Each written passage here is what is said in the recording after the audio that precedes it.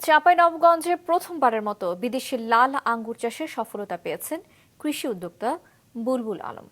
2 বিঘা জমিতে চাষ করা বায়কুনুর জাতের আঙ্গুর এখন থোকায় থোকায় ঝুলছে তার বাগানে। চাঁপাইনবাবগঞ্জের রিপোর্টার ডাব্লিউ কুমার ঘোষের পাঠানো তথ্য এবং চিত্রের ডেস্ক রিপোর্ট। থোকায় থোকায় ঝুলে থাকা রঙিন আঙুর নজর কাড়ছে অনেকেরই। চাঁপাইনবাবগঞ্জ সদর উপজেলার ঠাকুরপলা সড়কের পাশেই এই ফলের বাগান।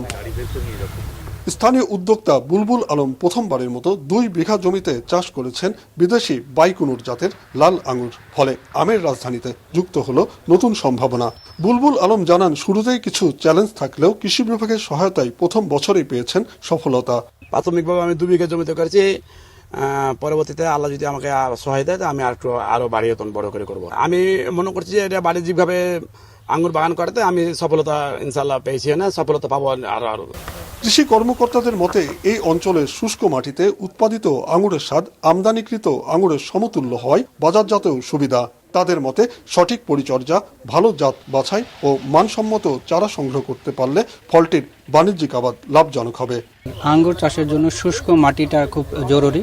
এই শুষ্ক মাটির কারণে আমাদের যে আঙ্গুর বাইকুনুর জাতটা, এই জাতটায় মিষ্টতা বেশ ভালো। আমরা টেস্ট করে দেখলাম, মিষ্টতা ভালো আছে এবং কোনো ধরনের বীজই এই আঙ্গুরের ভিতরে নেই।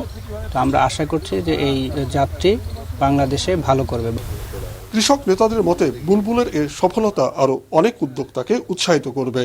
এটা আসলে নতুন একটা পথের যাত্রা আর কি। আমাদের আশা করি যে এটা একটা ভালো পথ দেখাবে এবং সম্ভাবনা একটা দুয়ার খুলে দিবে, যেটা আমরা আগামী দিনে কাজ করতে পারবো। আঙুর চাষে আগ্রহী কৃষি উদ্যোক্তাদের পাশে থাকার আশ্বাস দিয়েছেন স্থানীয় কৃষি বিভাগ। কৃষি সম্প্রসারণ দপ্তরের যে প্রকল্পগুলোতে এই ধরনের সুযোগ সুবিধাগুলো আছে, আমরা সার্বক্ষণিকভাবে কৃষকদেরকে সেই সুযোগ সুবিধাগুলো দিয়ে যাব। আর সর্বোপরি আমাদের যে সম্প্রসারণমূলক যে সমস্ত কর্মকাণ্ড এবং তাদের মধ্যে পরামর্শমূলক কর্মকাণ্ড, সেটা আমরা সবসময় তাদের পাশে থেকে এটা দিয়ে যাব।